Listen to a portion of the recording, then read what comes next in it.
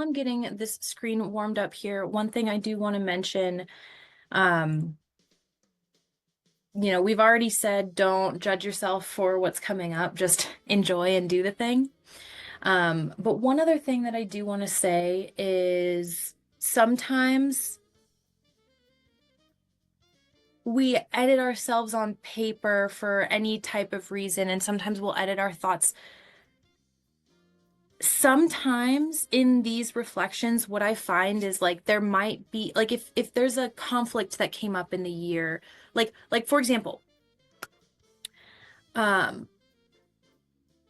if you have a current problem on your plate today, right? That takes up a lot of mental space. Today is only 1 out of 365 days in a year. So what's going on in this month is taking up like 1/12 of your entire attention, right? So it's going to feel this big. But in reality, it's only this big. And we have to look back and think back. So if you are a Google Calendar type of person, that might be handy to just have your calendar up just to remember what you did over the past year.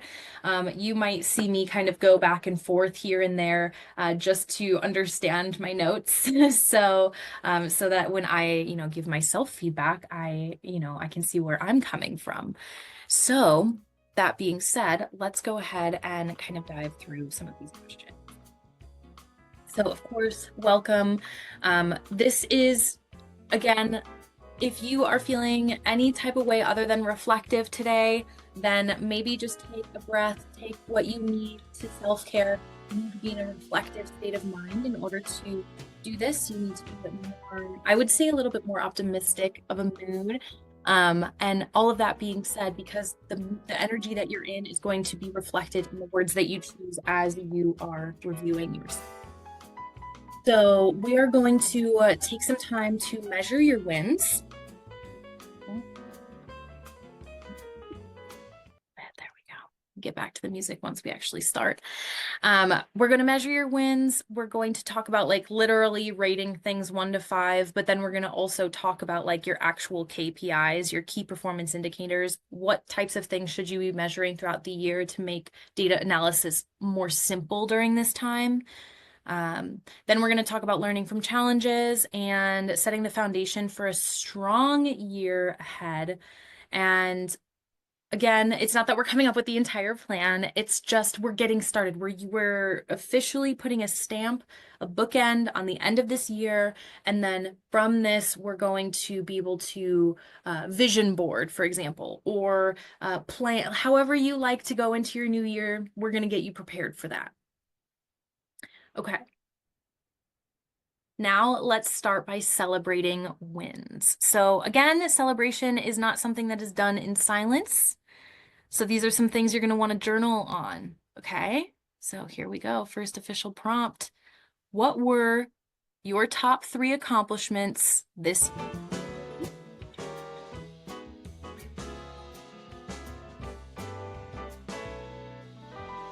Top 3 accomplishments.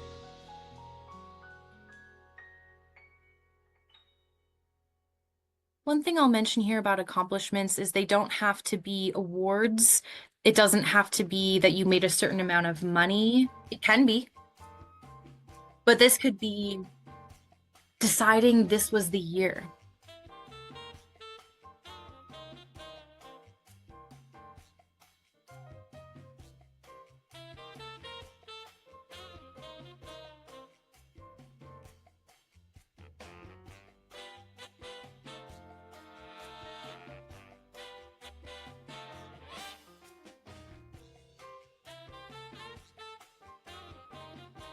You're watching this live, I have a timer going on my phone. So I'm going to give you anywhere between 30 and 90 seconds for each question.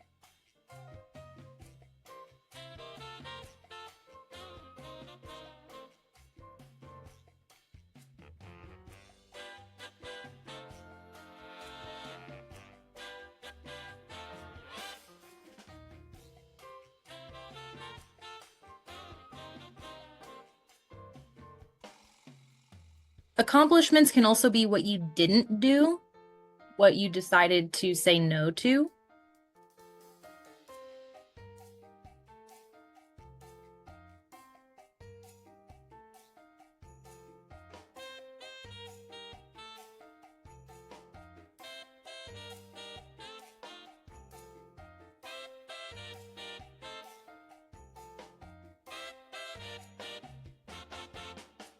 Of course, anytime we are doing this, if you have more than three, don't edit your mind. Go ahead and put it out there, but at least three.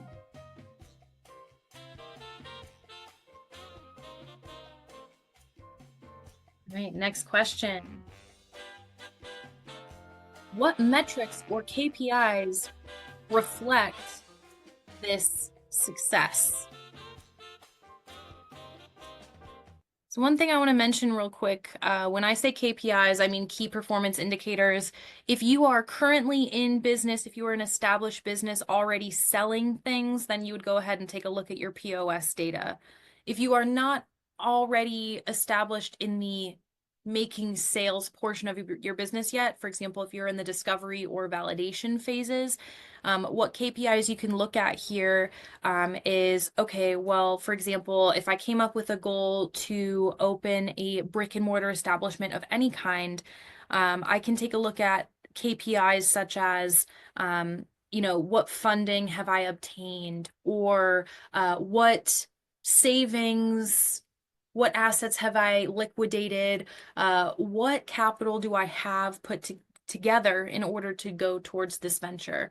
Now, it doesn't always have to be about money. It can also be about, for example, the amount of sweat equity or time you put into your company. So for example, I can take a look at my Google Calendar and tell you exactly how many hours I spent this year on our business. Now, not everybody is as crazy as me when it comes to how I track data. I can, of course, teach you how to track all of this data throughout all the programs. But what I want to mention here is, even if you're not someone who puts everything on the calendar, usually you at least put your social events on the calendar where other people are there. So even if you can't take into account the amount of time you spent solo working on things, maybe you can say, all right, well, I took 5 meetings, and found these, like I made one partnership. I found 10 products I definitely want to sell. I found, this is us basically finding a way to quantify even the most qualitative of wins. Okay, so we want to be able to put a number to something, even if it's about happiness. I'm not saying you can measure your happiness from 1 to 10, but you can measure your sleep. So for example, I know when we really first started our business, and we had a lot of things going at first because we went hot and heavy right from the get-go. We wanted, I had such a hard time sleeping. Like, I could not stop. I could not clock out. I could not. Thank goodness for my husband who keeps me sane and helps me with life balance, because I was losing sleep to the point where I would then be middle of the day super tired when that was normally my best hours, right? So that definitely killed my productivity during those couple months that I was really hitting, just like hitting at top speed. And I can see that in this year. And then when I look at the second half of the year and I'm like, oh my goodness, I don't lose sleep anymore.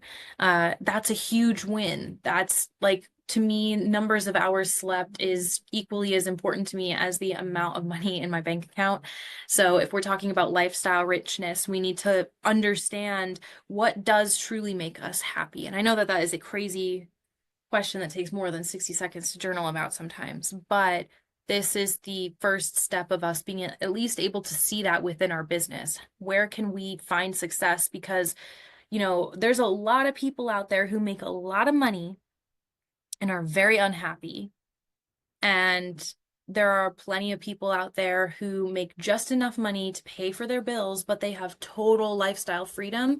And those people are viewed as like the most free in some eyes, right? So it all depends on what you value. So what do you value, and how can we quantify that to say, yes, this is a success this year. This is something that's been really difficult culturally for a lot of people because, especially in the United States, we are praised for our productivity, and praised for things that are so much more like nerd digits. The best way I can describe it, other than that, is um, like the less than human qualities. But we are going into 2025 right now, so as of this recording, so I think it's important for us to measure things in that same kind of spirit. So even if it takes you a minute, this one could take some people some time. So if you need to go like think about this and come back to it, make sure that you can find some KPI to reflect those accomplishments. Because later on in this workshop, I'm going to be asking y'all to write some goals for the next year, and we need to be able to know what KPIs that we're going to use to measure that, so that at the end of the year, no matter what our perception says, no matter what mood we're in, we can take a look at data and say, was this successful or not? Because there's nothing worse than just kind of shot in the dark all the time, right? All right, next question. Let's move through. What contributed to these successes? So anything that you are talking about, that you're talking about wins here, what contributed to these successes?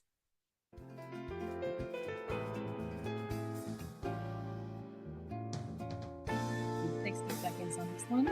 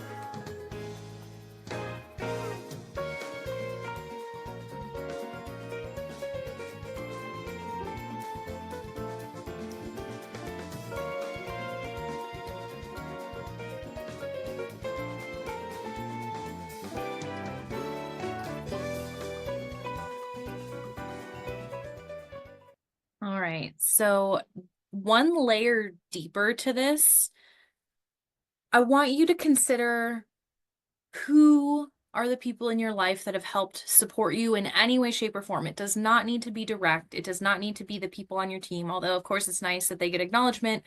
But you want to think like, who are the family members that didn't say disrespectful things? Right? Who are even the small things, like if you're the kind of person who likes to go to like coffee shops, or you're a regular at some establishment where they like know you personally a little bit more, and they maybe helped you brainstorm something or whatever, like maybe your barista just knows your order and that makes your day so much better, and with that you're able to move forward. That's someone worthy of celebrating, right?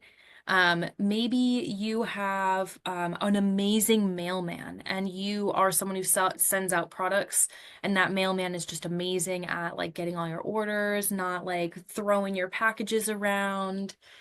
Who do you have gratitude for? What meetings have you held this year that were like game changing for you? And who was in attendance? And it could also even be more passive, like even if you don't like know someone, even if it's not someone you've interacted with, maybe you're just like, oh, this person I saw on Instagram, they put a video out, and or they have a series or whatever, and it inspires me all the time. Or for example, I talk about this with a lot of my clients, how I have a few different Instagram like experts that I follow, and they send me trending audios every week in order for me to make my social media content, right?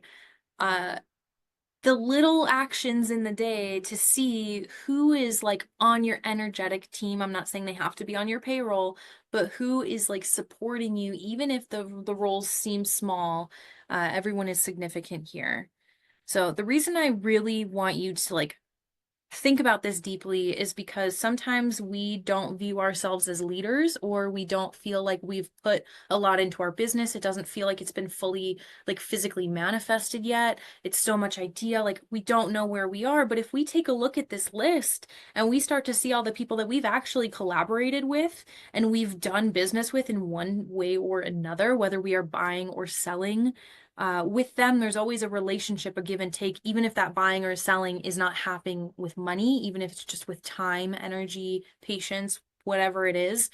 So when we start to look at this, we really see that we are not alone, and we may think or view ourselves as people who don't know how to take, like, oh, I can't hire someone. I'm scared of that because I don't know how to manage people. I don't know how to connect. I don't know how to do this, that, or the other. This will help you see, look at the strong connections you actually do have. And also, of course, it gives you an opportunity to celebrate them in some way, shape, or form if you haven't already. So not only who, but also we want to talk about what has supported your success. So this isn't just decisions you made, because I feel like the last questions when we were talking about like what contributed to these successes, you might have already talked here more about like what decisions you've made or what strategies you've had or what mindsets you might have. But something else to consider here is what technology has been revolutionary for you. So for example, I talk about this all the time, especially with my family. AI is making everything possible that may not have been possible before for so many people. A lot, back in the day, you had to hire a whole person, you had to hire a whole secretary to do so many things that you can have AI do for less than $20 like a month. Like it's truly phenomenal, how much further, for example, our business has been able to go in its first year than pre-AI days. Oh my goodness, the amount of hours it's saved me, the amount of data crunching it's done for me, I can't even quantify it. So when I think about what subscriptions do I just love paying, like I love paying for Notion, I love paying for any AI that we have, love Canva, right? So we want to, what are the holistic things that like definitely like come in our mind? This is super important because when we start getting to the part where we're challenging ourselves and looking where we could be editing ourselves a little bit, we need to figure out what really sparked joy for us this year, what really helped us, and then what were the subscriptions that were like, oh, I freaking hate that I have to pay this, or like, I don't understand the value of this, or there have been some bills I've paid in the past that I hated to pay because I felt like I wasn't getting the full value out of them because I didn't know how the tool worked. And then once I understood how the tool worked, it became my favorite bill, right? So, that's something to consider because that could be something that we want to look into upgrading in 2025 if there's something that doesn't sit right. So again, just keep that in mind as you are self-evaluating here. I'll give you about 20 more seconds on this one.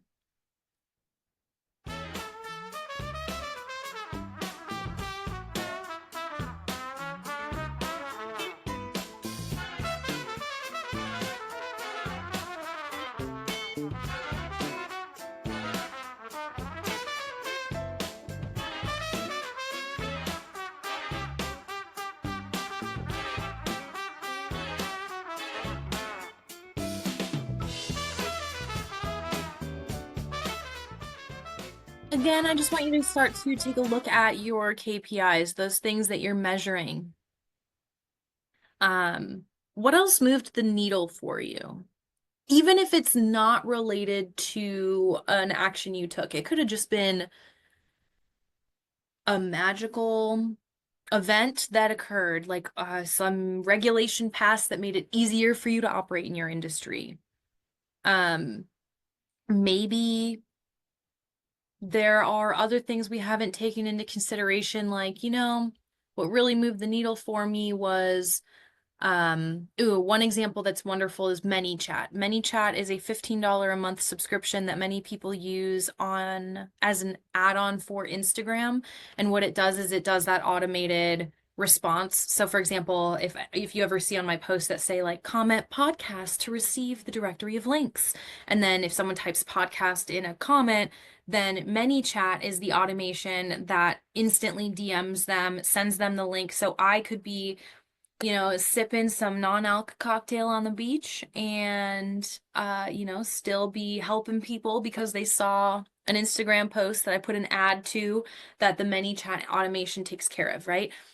That is an example of that $15 automation. I did not appreciate it at first because quite frankly, when we first started, our page was too small for that to make a difference, right? Like, what time is it going to save me if I only have 5 comments to respond to? But now that we run a significant amount of ads, we have other posts that are not necessarily on our feed that constantly have people, going through them. We want that automation. So that $15 a month bill, if I take a look and I was to open up that software platform, I can see, okay, it cost 15 times however many months we've had it going. But how many people has that automation helped turn into clients? So what clients responded to a ManyChat's automation and actually bought? Was that more than the bill that was ManyChat, right? So even if one person signs up at $997 and I only paid maybe 3 months, so I paid $45, but that $1,000 client signed up because of an automation I put up, I would say that more than paid for itself, right? So that is an example of one process or system within our company that is phenomenal, that is a celebratory win that I may not have seen within my KPIs unless we were looking at this from what else moved the needle. So even if it wasn't a person moving the needle, even if it wasn't necessarily maybe a decision that was made, maybe it was a technology that was implemented, whatever it is, what else helped you move the needle? Sometimes it can be something that you learned, right? So maybe you learned that, ooh, here's a great example. So my mom just started a business where she is engraving. She custom engraves stuff. So coasters, cups, Christmas ornaments is what she started with because it's Christmas season here. But she's made a lot of like really cool random things, which side note, we will definitely be sharing some of her samples because they're actually really cool for bars and anybody with branding, but I digress. So she was doing an experiment. We went to Prescott, Arizona. It's her birthday. We went to this like Christmas festival thing where she didn't get a booth or anything, but she brought samples with her. She put some and tied some on her backpack, and we walked around. And we were challenging her and we were like, okay, so you have to give out some of these samples to business owners because maybe some of these shop owners that are selling all of these trinkets, selling all of these things, maybe they want to custom engrave something for their brand, right? So B2B, business to business sales. And then so we challenged her with that. And then later in the day, we challenged her to give free samples of her like 2024 Merry Christmas, like Prescott ornaments to just random strangers as an act of kindness. And on the back of them, they just have a little sticker that says, if you want anything else custom engraved, send an email. And so after that experiment, we asked her, we were like, well, which felt better? Like, which energetically felt more in alignment, which excited you, which made you feel really good, and what would you want to put more time into pursuing? And she initially thought, because she loves craft fairs, she initially thought that she would love the direct to customer, direct to consumer. The most because that's what craft fairs are. But after that experiment, and we showed her how B2B sales, it's good to have both. Like if you love craft fairs, go ahead and do them. But like B2B sales can provide, a significant increase for her, specifically with her engraving business model that she wants to do. And had we not done that experiment, she would not have realized that aspect of like how you form your business. So that is one of those things that like completely like upgraded the business model in her head. So that was an example of something that move the needle on the KPIs, not only going out into the field and doing that experiment, seeing what feels right, doing that market research, not only for what do people like, but what do I like, right? Figuring out how do I like to operate business and then building a business around that, right? So again, even if you don't have numbers to look at, there are other things that you can look at here to make this beneficial. If you do have numbers to look at, one thing that I always want to mention is your average ticket size and your average average number of tickets per day. So if, for example, you are averaging as a bar only $20 per tab, but you have 100 people coming through your establishment per day, imagine how big of a difference that would make in your business and your life if you even just increase that by $2 per ticket per person per day. What would that equal per year? That's insane.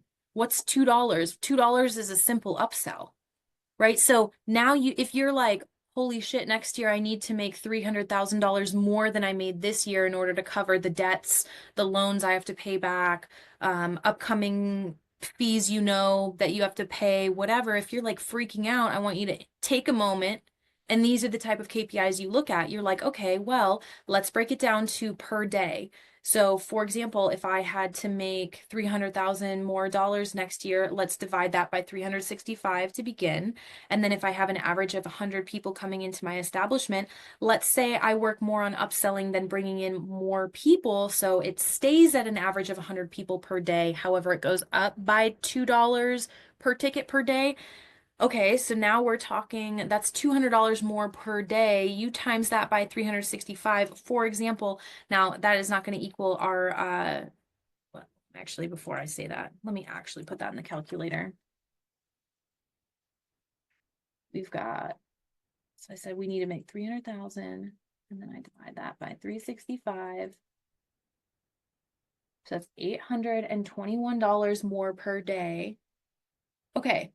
So even there, if we need to be like, okay, now it's not that I just need to make $300,000 more, I need to make 821 more dollars per day. How do I do that? Now we can look at certain KPIs and say, wait a second, actually, most of the people who are coming in here are paying like $50 a ticket. So like actually they're doing good. Like I don't I feel great on that. I just want to bring in more people. Well, then to focus your marketing efforts next year on bringing more people in rather than nurturing your current audience. Now, of course, yes, you always want to arguably work on everything, but there's always a focal point of each quarter, right? And so we want to help you figure out what those are.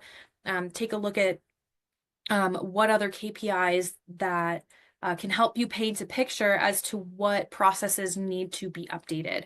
And if you are watching this and you're already a client inside of one of our programs or our retainer, of course, you can ask me questions and I'd be happy to go through the KPIs and analyze with you. If not, of course, just jump into one of our programs and I will show you how to do that. Okay, next we're going to start talking we're going to move away from some celebratory wins and we're going to take a look at some opportunities for upgrading, right? For getting a little bit better. And we're going to keep this super simple. I feel like sometimes people make performance reviews into this rocket science difficult thing, but in this case, our only three goals are clarity, execution, and results.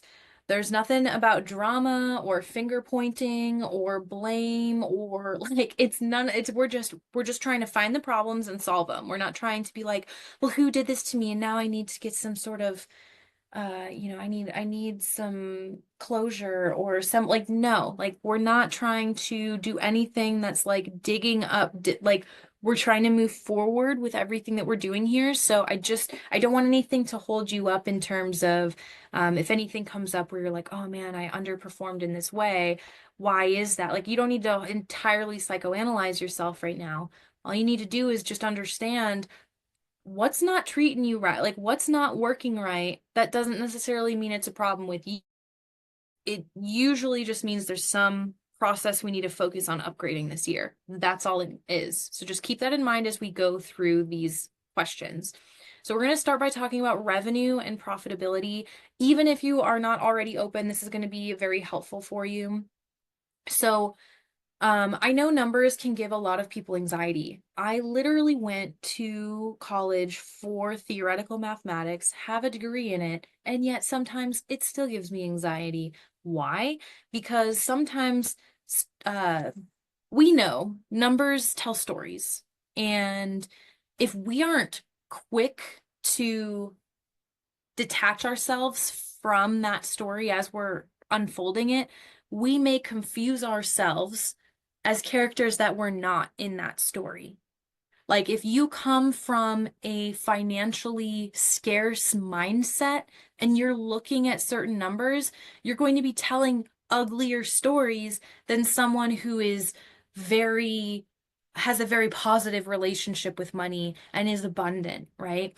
So, when we're taking a look at your revenue, uh let's just look at just general numbers because again, um even if you are pouring money into something that is not quite yet even making a single sale, maybe you're in that research and development phase, there's still a lot of positive performance we can get out of that, right? Because you're in the middle of researching, right? Like you can't there's no such thing as reviewing the results of something that's not complete yet. So that's not the goal.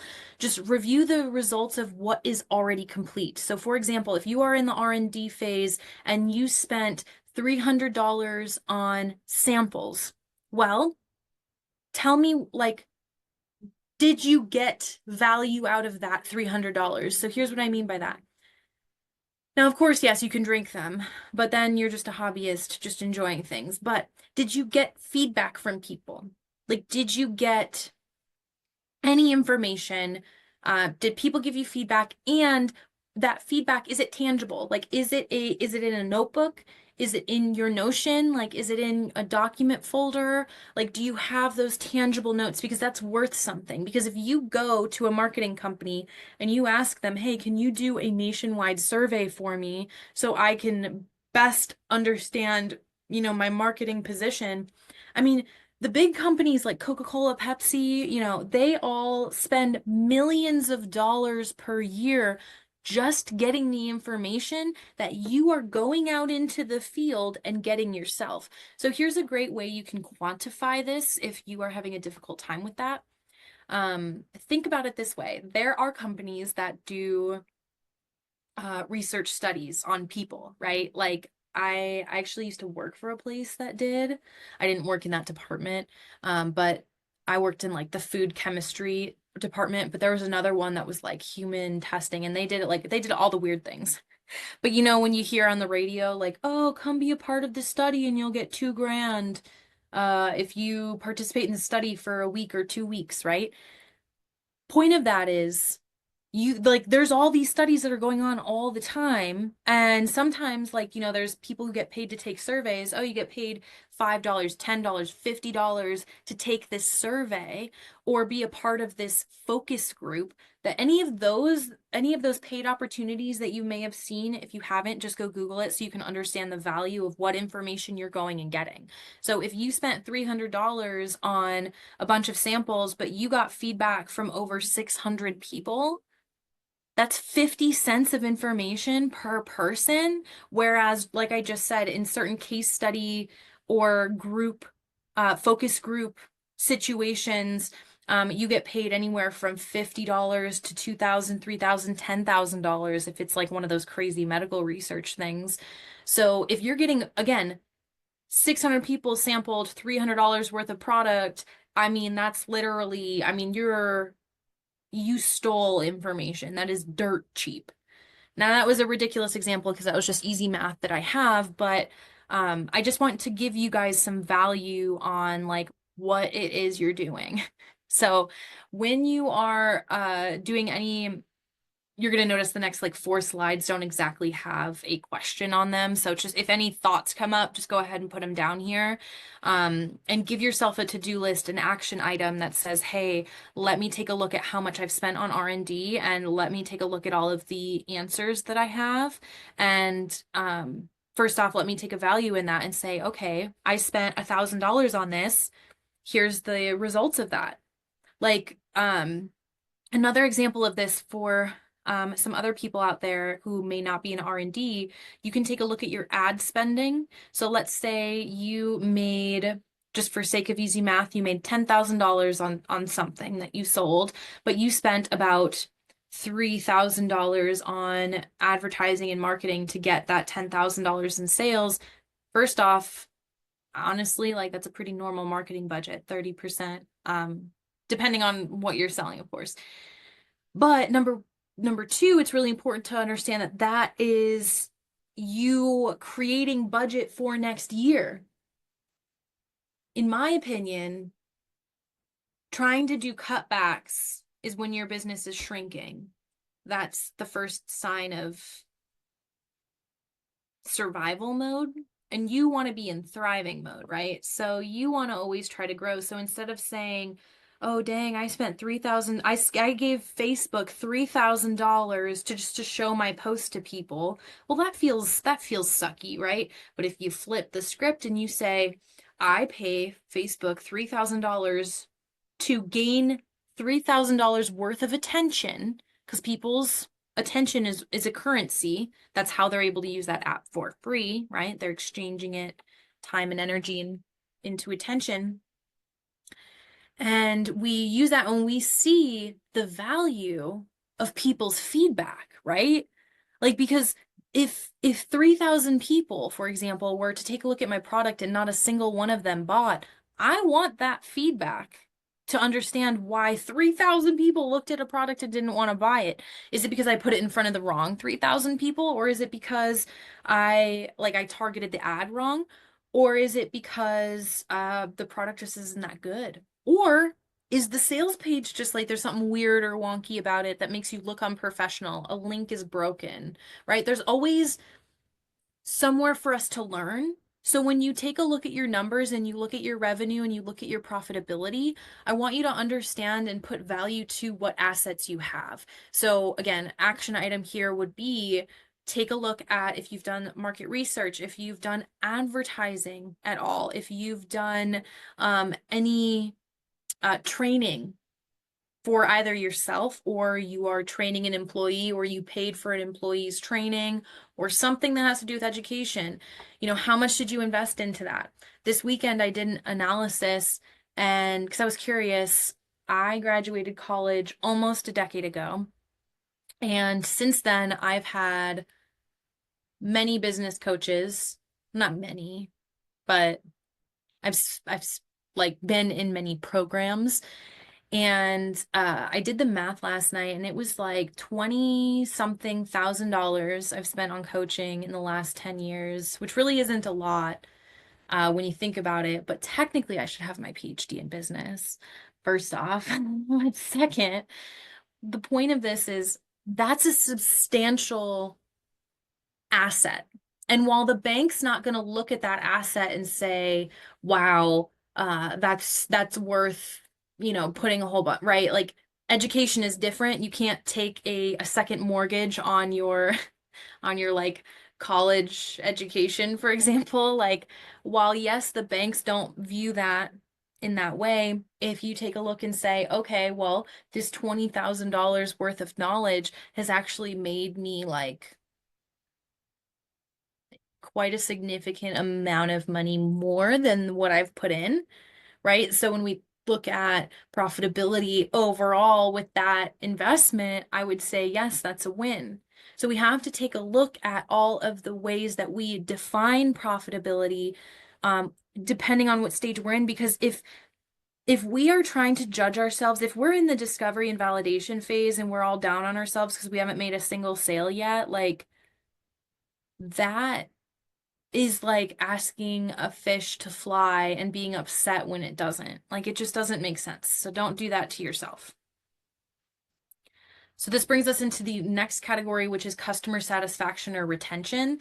So again, look at your retention rates and the amount of people who come back to your establishment if you're already open.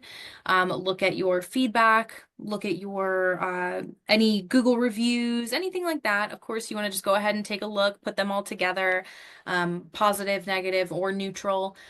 If you are not yet open and you're not quite sure, just take a look at what market research you have done. And again, even if you haven't gotten to that point, have you finished making your survey, right? Like, even if something is not applicable, you can find a way to double check, like, okay, well, this will be in 2025. So, again, if you have nothing to journal about in this, maybe journal, like, what do you want to measure in this category in order to feel successful in 365 days from now when you're sitting down and doing the 2025 performance review. Next, we look at team and performance growth. And I'll give us a moment to journal in a sec here.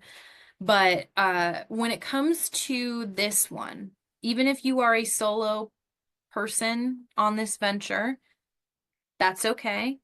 You can still consider that as your growth. But what we're looking at here isn't just, oh, how many more people have we added to a team? How has everybody on our team grown in any way, shape, or form? Right? If we have other people helping us with the business, even if they're not like our employees, even if they're like partners, how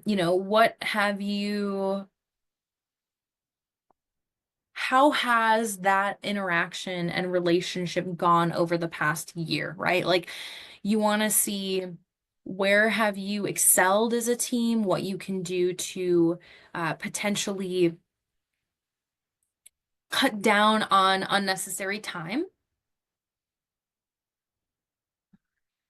Just making sure I'm not glitching here. Okay. There we go. Yes, so you want to make sure that you are double checking, hey, are there any processes that I could add that will get rid of friction? So again, this is why I love Notion so much.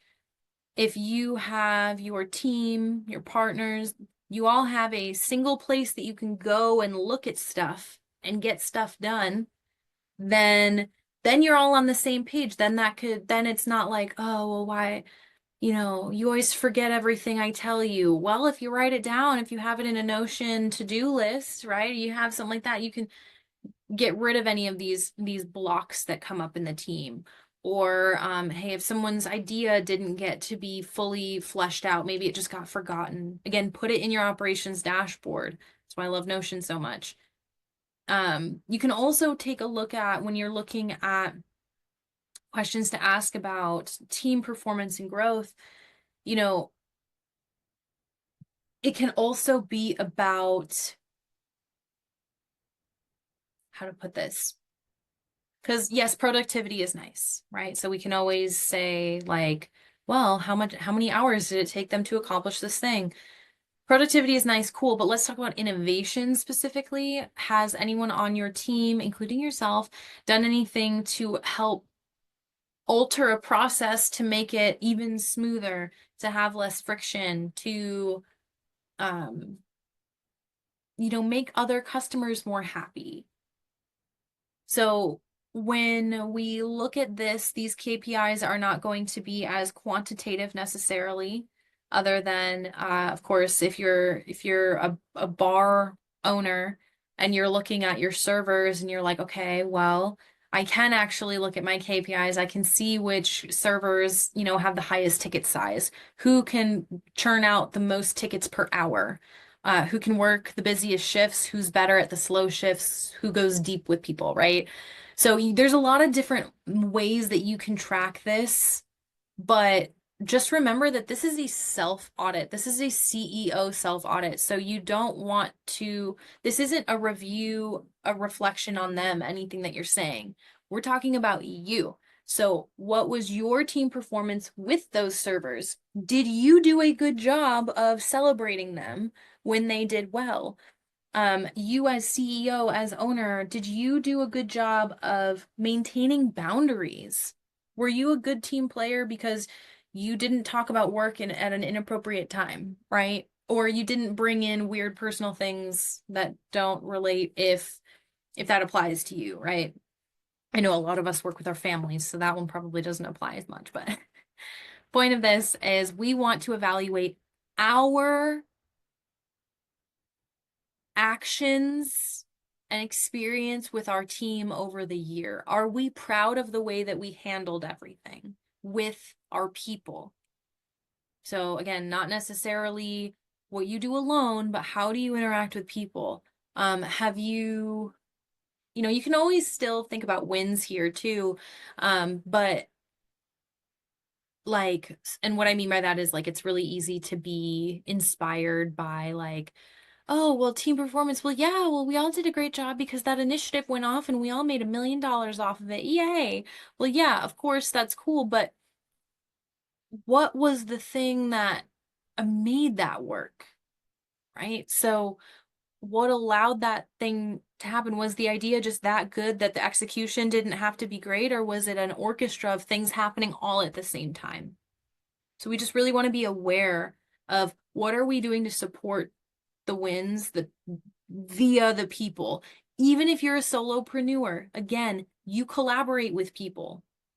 Maybe maybe your only team member at this point is a coach or a mentor of some kind. And then that team is more like you showed up and you asked questions, or man, I didn't even ever show up to ask. I had a mentor right there and I never even asked a single question. Like how can we look at the way that we interact with those people? That list that we made in the very beginning of people to celebrate, like how are we interacting with those people? And how are we setting up our business for them to succeed if they are specifically inside the business? Okay. The very last category is systems and operations efficiency. And again, they all go hand in hand. So if I just keep going through, revenue and profitability, customer satisfaction and retention, team performance and growth, and systems or operations efficiency, all of these things are tied together. So when we are reviewing ourselves, we need to get to the bottom of why is something working? Why is it not working? We want to know why are all of these things working so that we can double down on what's working. What's not, we want to cut out. And what the data, what we don't know, right? For example, if you don't have enough data to make an assumption on something, like, well, I just deployed this system in November, I don't have enough data to judge it, then don't judge it. This performance review is about things that are worthy of being reviewed. If they are currently in process, you can't quite review that, right? You can't be analyzing the success of something if it hasn't been complete. So just keep that in mind too. There is kind of a balance point between what to review and what not. But at the end of the day, you just want to take a look and ask, like, diagram your business is the best way that I can say this. You have to draw a picture of the map of your business. What are all the parts, right? You've got accounting, you've got marketing, you've got R&D, you've got your product or services, you've got your not only the product and service creation, but then also the customer fulfillment of that, right? So you have all these business sections. So if you just kind of, just like how when you do a full body scan and you're like, how does my head feel? How does my chest feel? How do my fingers feel? How do my legs feel? And you're getting really present with your body. You want to do the same with your business here. How does my finances, how does my accounting feel? How does marketing feel? How does my product and service feel? How does my customer support feel, right? The delivery. How does, like, go through how each aspect of your business feels and put it in a category of this feels good, this feels this needs to go, and we're still working on this because it's in process. So it's not worthy of judgment, right? So do that kind of evaluation. So I put these main categories here, revenue and profitability, customer satisfaction or retention, team performance or growth, system or operations efficiency. Go through each of these, see how each of them feels, and then journal your thoughts on this, okay? So I know I've already been talking a lot on this, so there's already been a lot of time, but I'm just going to give another 30 to 45 seconds to give you some time to write it out a little bit. I'll keep going through the slides, those fours, seeing it pop up.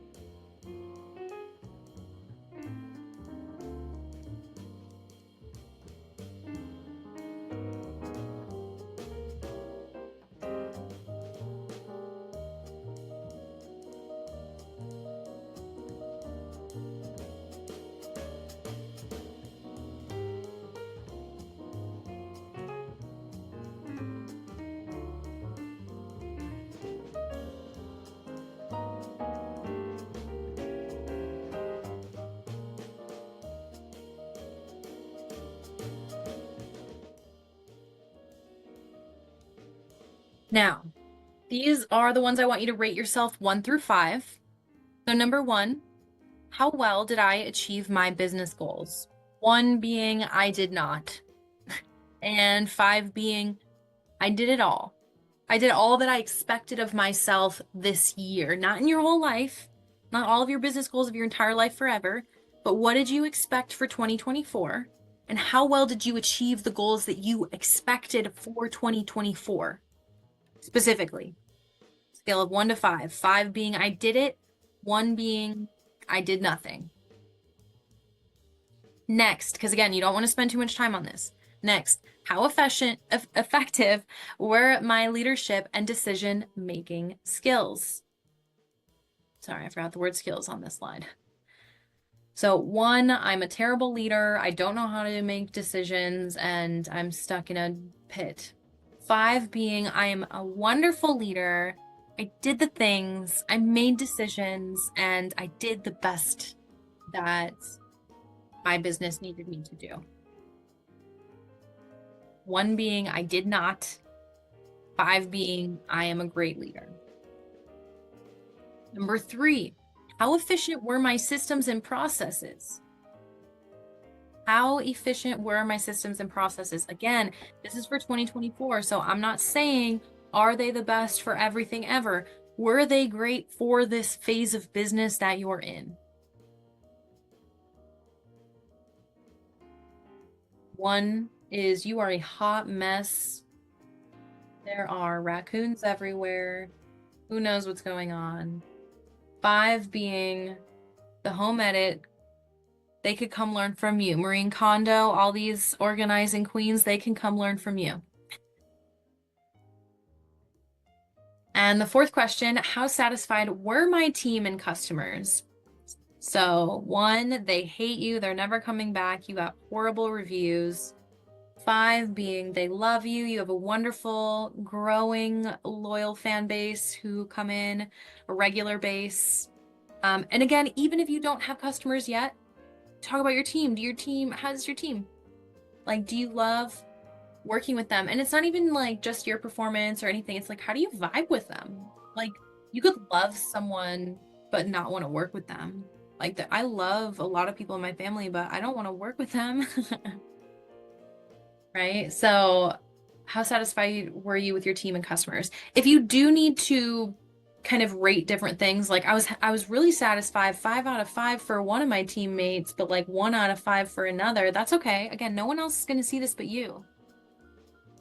You can go ahead and put this in the fireplace after if you want, or delete it, whatever. But you just need to be honest with yourself here, because the longer you're not, the longer whatever problem currently exists will continue on. So the cool part about entrepreneurship is that we take our problems and do something about it. We don't just complain about them, right? Because that would kill our business if we just avoided our problems.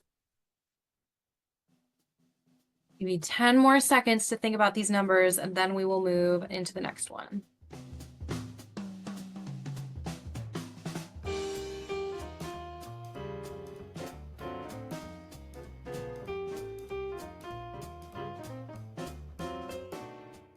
All right.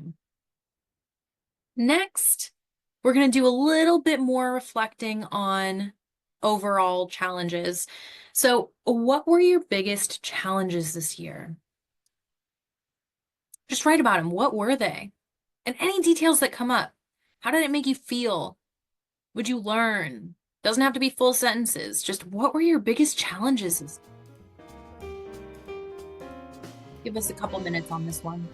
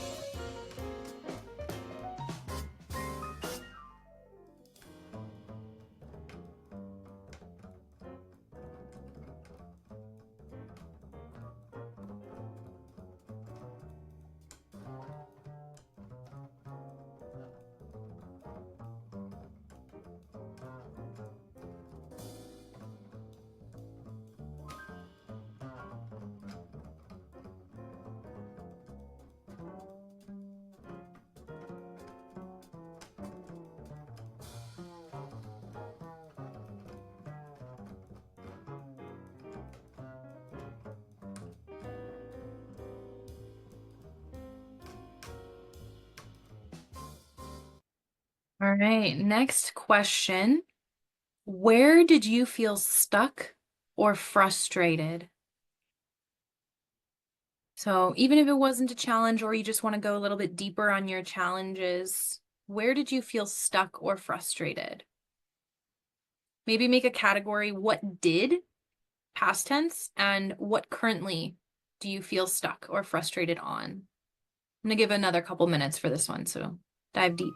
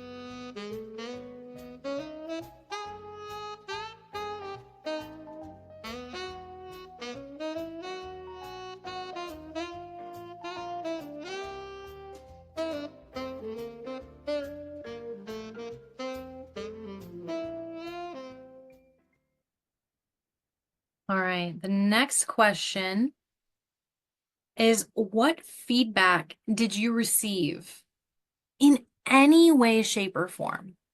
So this could be about you. It could be about your industry, your business. It could be direct. Someone said it to you. Indirect. You heard it. You saw it. Any type of feedback. Feedback means a lot of different things to a lot of different people.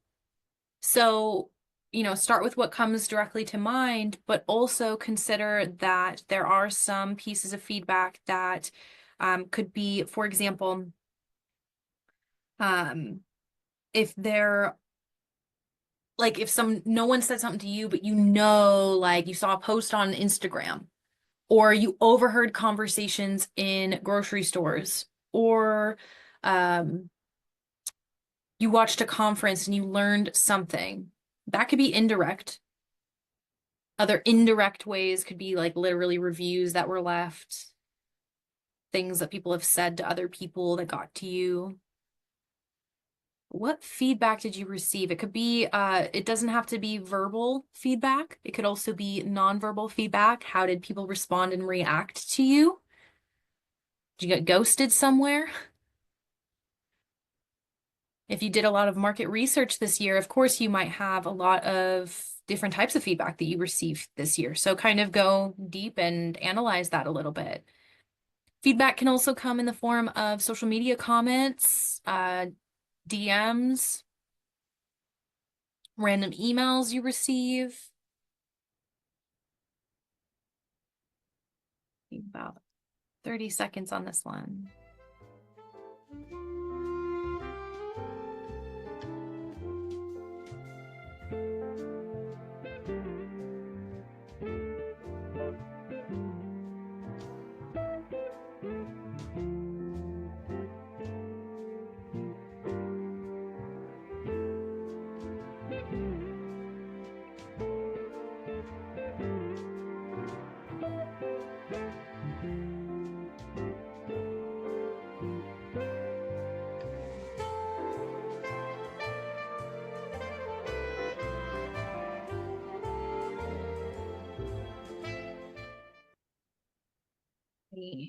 Next question, where do you see room for improvement in your leadership and or your strategy? Give a couple minutes on this one.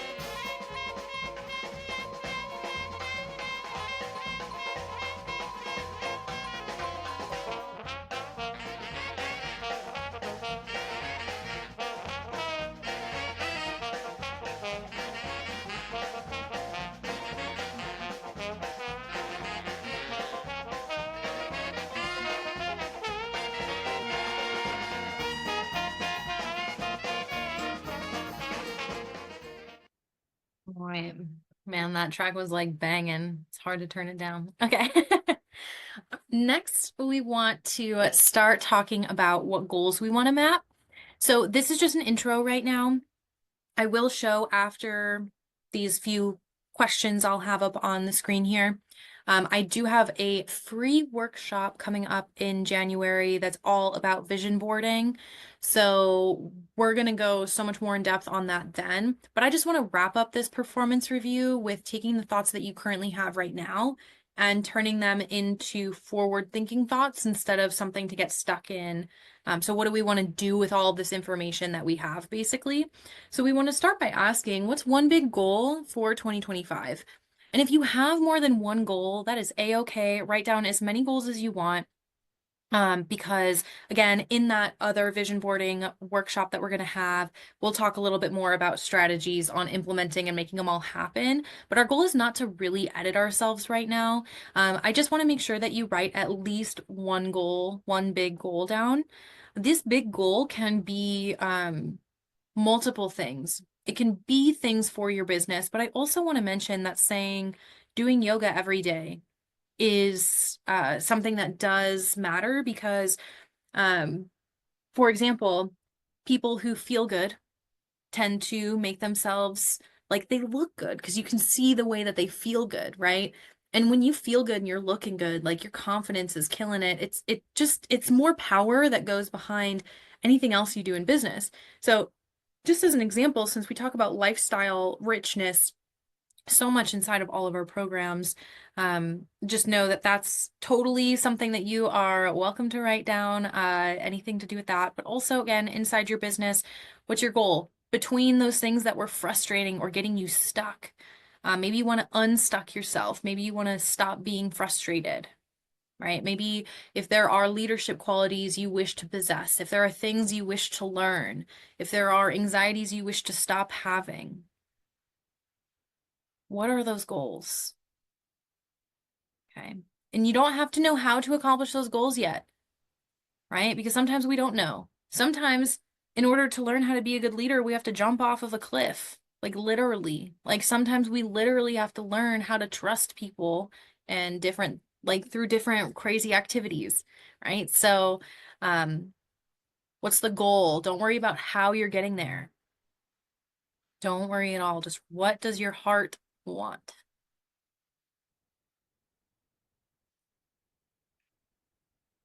And moving into the next question, all you need is at least one thing written down. Okay. So it's fine. If other things come up, again, we're going to go into that free vision boarding workshop that we'll be doing in January, but pick at least one for now to start.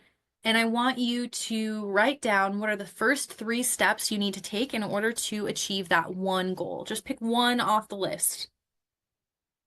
And even if there are sub steps, like let's say your goal is to start a business, obviously there are more than 3 things you need to do to start a business, but you can at least get them written into stages, right? So, our framework here at the Modern Mocktail, I would say discovery phase, validation phase, and building phase would be my first 3 steps if I wanted to start a business in 2025.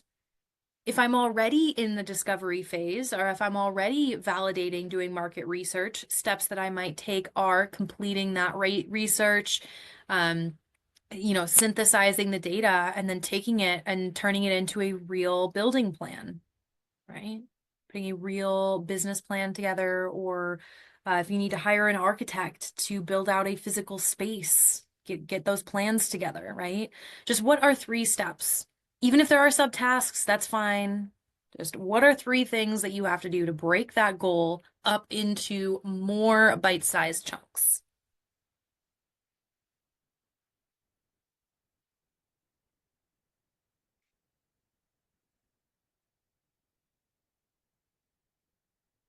As you're writing those steps down, I want you to think about what systems or support you will need for each of those steps. So, for example, we'll just keep going with the easy one. Let's say you want to open a business in 2025. So your first three steps are discovery phase, validation phase, building phase, getting through each of those phases. What systems or support do you need? Well, I know for discovery, I need a place to put all my thoughts. For validation, I need a place to put all of the market research. And for building, man, depending on what I'm building, I know that I'm going to need, if it's a brick and mortar, I'm going to like literally need those plans. I'm going to literally need like construction crew, architect. I'm going to need some version depending on what I'm building out, right? But maybe it's more cerebral than that, right? So what mental things do you need to get over? Do you need mentors? Do you need coaches? Do you need executive supports, virtual assistants even? What do you need to accomplish each of those goals? And again, this doesn't have to be like the most expansive list on planet Earth. This is just a place to get started because we are visioning right now. I'm gonna actually give y'all about a minute on this one.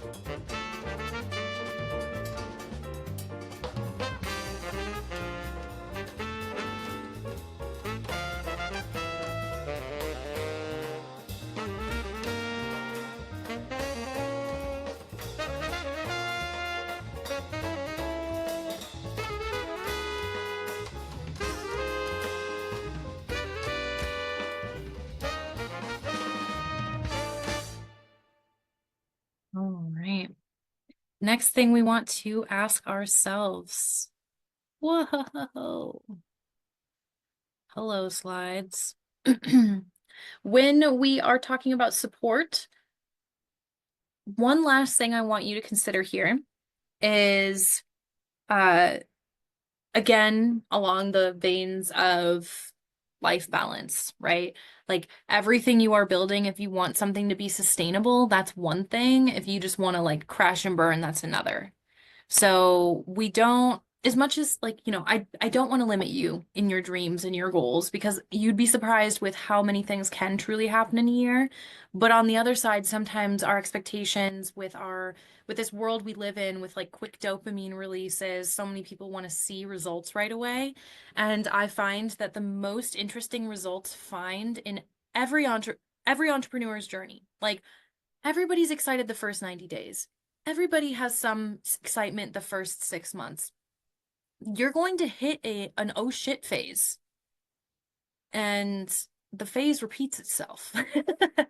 But it just, changes colors and flavors through the seasons.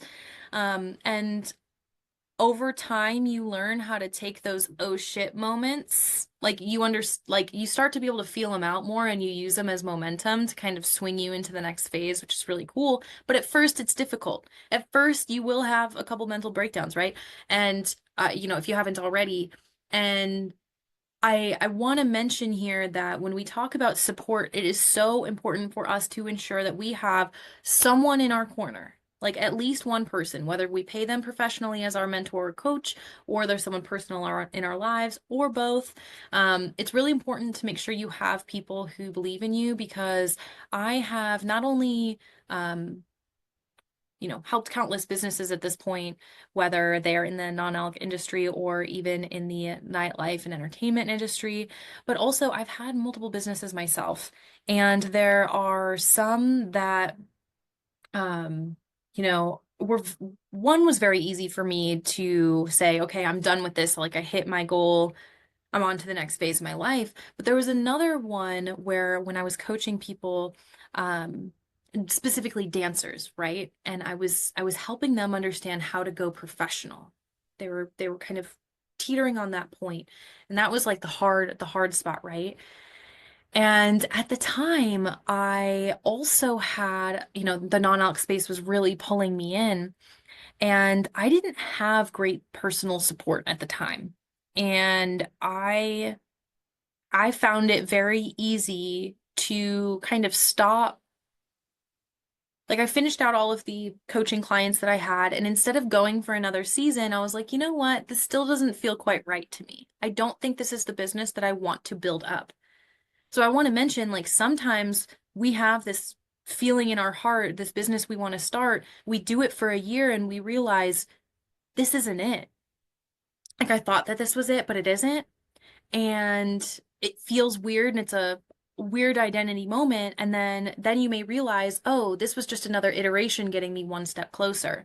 So the reason I mention this is because this business, this with like non-alc consultations, design and education, this has been incredibly, like, this is the business. Like, this is the heart song. Like, this is the one that, we've seen incredible success this year, and the sky truly is the limit with things and projects we get to do. It's just so exciting. I cannot wait to dream board with and vision board with everybody in January, so we can like talk more about all the fun things and like dream together and get excited.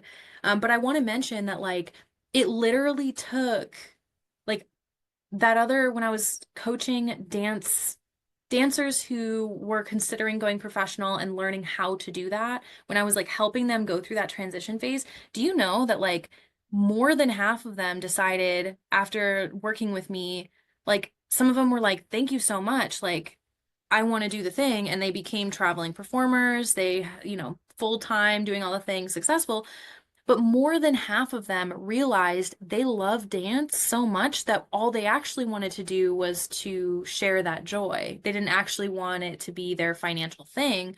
So their success was in figuring out that it wasn't right for them. So I always want to put that out there because, again, not only I did love what I was doing, and I will always be a dancer at heart, but I knew like there was just more to my journey. And when, I'd worked at more non-alc establishments after that point, and everything kind of came clear to me, and I was like, oh, like all the things that I really wanted to help people with, because I'm a coach, a teacher. I've been a tutor since I was in high school. Like, this is what I've always known, that like this is where I need to be. I don't, whatever the material is that I'm teaching, yeah, I might change subjects here and there, but I know that this is what I love to do. So the reason I mention all this is because why didn't that other iteration work out nearly as well as this one is, even though dance was my first love? It was my first passion. Ever since I was a kid, like, I dreamed of running away with the circus, and I did. I moved to Las Vegas and I did the thing, right? Like, and that dream is done now. Like, and now we're on to the next one. And the biggest difference was support. Like, I'm telling you, like, support, because at the end of the day, as much as I wanted to help people with dancing, in my personal mind, I knew that, okay, you want to go dance in a club with a bunch of alcohol and drugs around? That's not going to really bring you the life fulfillment you think that dancing is going to bring you. Yes, dancing is great, but I kind of found out that the environment's important. I kind of found out that we need to have a non-alc environment in order for dance to be incredibly fun. The studio's always been where it's at. Why are we always rehearsing to be at the club unless we make a cooler club? So that, to me, like, all of that helped me drill down to the most intense passion nugget. And that process was difficult because I had already identified as an entrepreneur. I had an incredibly successful professional dance career, and then I was professionally coaching people in the dance space, but my heart wasn't fully developed in the way that it needed to be, that it is now, for that to be something that I actually want to stick with long term, right? So I bring this story up because I want you to consider these things as you're going through and as you're doing these performance reviews. Like, sometimes you may find that this is the goal for like right now, but you need to actually be building an exit strategy now, because you know that you don't want to do this for 20, 30, 40 years or anything. Like, you love this now, but you want to build it to the point where in 5, 10 years from now, someone else can take the CEO role, or you can even sell your company and make a profit and then go on to your next fun, multi-passionate venture, right? Something that's very important for us to mention because everybody goes through different years and seasons in business. And I know that we are currently in a moment in our business where we are very live, very much with our people, consulting all the time, all the things. It's not always going to be that way. And what I mean by that is our schedule gets more and more full. Like we can't be offering one-on-one retainers to everybody anymore, right? We only have a couple spots left. And then beyond that, all of our programs are built. So now we're just going to build them out even more. That means there's going to be less live time required of me because more things are built out. There's more resources that you can access anytime, even if I'm sleeping, right? Because there are different phases in business. So I want you to keep that in mind because if you have any sort of, if you're the kind of person who kind of like when you think too big, you get like overwhelmed in any type of way, I want you to know that you don't have to be married to your business forever. My goal is lifestyle richness because even though I don't normally talk about this in the discovery or validation phases or even the beginning of building phase, because people are excited, they want to be in their business. You don't want to talk about the end of something that they're excited about starting right now. But I think it's worthy of mentioning in this performance review area because you need to build something that you're not building yourself into a corner. You need to build strategically. So when we talk about what systems of support do you need, like, yes, you can do all these things and you should expect to be incredibly busy your first 3 years for sure. You're going to be like in the weeds with it all. But after that point, you need to know what you're building to so that, let's say you attract someone pretty quickly who could be a potential CEO for you or someone who could run things, be your general manager of your store so that you can have your store, but then you can be location independent, right? You want to figure out what kinds of support you need, not just to survive as a human, but to thrive as a person, like as a soul. Like, what do you want to do? Okay. Like, where are things building? Last thing I'll mention here because, like I said, I'm a very multi-passionate person. Things just get deeper and deeper. And for my husband and I, shelter dogs are really important to us. We got two shelter dogs because the kava bar that we worked at when we first started dating was a dog-friendly place. So we were able to bring our dogs to work. And so we got two of them and we love them and we swear by it. And it's just one of those like precious heart things that's like in the future, I'm like, oh yeah, like one day I would love to make like a luxury like dog shelter where it's more like a doggy spa. So they're all like happy by time they meet their people, so like they're more adoptable or whatever. Anyway, does that have anything to do with the non-alc space? No. But I mean it does. It connects because of the passion story. But point of this is over life we have plenty of things we want to do and grow into and and there's right now it seems like you're limited with time and resources, but over time you learn how to optimize. So things that took you 40 hours of work per week for a month straight, eventually you can get done in 2 seconds because you literally made a template for it. You don't need to be in your business all the time. Yes, you're having fun with it right now. You're in your passion. You love it. But I'm just trying to challenge you to think that and know that there is going to be an end date at some point. Now, if this is something you want to do for 30 years, cool, do it. I'm not saying, but at some point, you will either need to sell your business or have someone else run it at some point. So figure out what support you need as a person to first off survive, then thrive, then get out of your business. And again, super important caveat here. Like, I'm not saying that if you have a CEO, for example, if you hire general managers, like you have time to be creative. It's still your business. Like you can still do whatever you want. You can still launch new revenue streams. You can still do all of these fun things and like you can find ways with your team. It's just like, what stuff do you hate doing? Like what do you want to do with your like what do you want to do? Right? Like not just what do you want to do like category, because cool, you're here in the non-alc space, fun, but like what tasks do you like doing? Like I hate data entry, you guys. I will do I can't wait until certain data entry things that I do, I never have to do again for the rest of my whole life. And there are some people that love that stuff, right? So it's not just what you need now, but what does future you need to not hate everything? Enjoy your business, enjoy your life. So again, we do have this. This is the next goal mapping session. It's going to be on Friday, January 17th at 11 a.m. Pacific. And it's going to be for probably about 2 hours, give or take.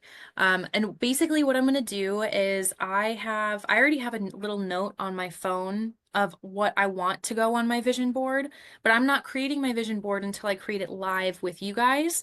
And the reason I think that this is a really potent process is because if I was to just like make one today, I wouldn't have given myself enough time to like sit with this performance review.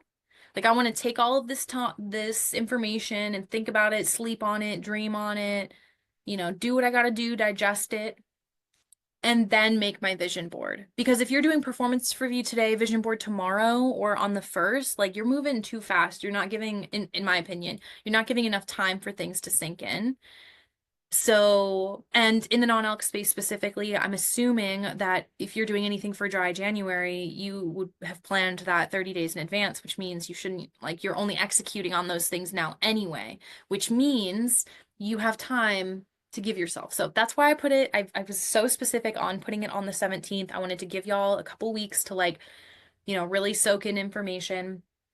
But this is going to be a Canva vision board co-creation session. So if you want to do your own thing with magazines, the old-fashioned way, go ahead and do that. Like you can do that there. I'm just going to be sharing my screen and I'm going to be sharing a whiteboard on Canva. So not only is this is like a two-part workshop kind of. So on one hand, like I'm going to be diving deep. I'll ask you guys questions and I'll be like, "Ooh, what's that?" Like, "Oh, do you want to share? Oh, do you want to talk about it?" Or we'll just it's literally just a fun session. It's not me teaching anything. Like I'm literally just going to have my whiteboard up, putting the things on there that I have been putting on my list, and I'll talk through it. And if anyone else wants to share their screen and kind of just talk through it, because it's fun to look at like it's fun to share with the group, we can do that. But also the other layer to this is I'm doing this on Canva, so you'll actually pick up some tips and tricks on how to use Canva. I've been using it for 10 years now. Did not realize I was a super user of it until I did the math, because again, we're at the end of the year. I do all of my facts and figures, and I realized that there's a lot more I could be doing to help you guys like learn how to use this tool. So on top of it being a vision board thing, you'll also kind of learn a little bit of graphic design and how the tool works itself. I know a lot of people are already very familiar with Canva, but people who tell me they're familiar with Canva and then I like talk a little bit more with them, it turns out they're not as familiar as they could be. And there are new tools coming out every single day. So I'm going to show you how to use some AI tools within Canva to create any vision, like anything you want. You can literally bring it to life. Even if you are a terrible drawer, just like me, I can't draw a circle for my life. My stick people always look like they fell out of a crib when they were babies. Like they're just not good. So, but my Canva skills, this looks a little bit better than that. So, point of that is it's a multi-part workshop. The best way to get to this workshop is, pop out of this. Oh, wrong computer, that's why. I'm gonna pop out of this screen. Let me move this little guy over.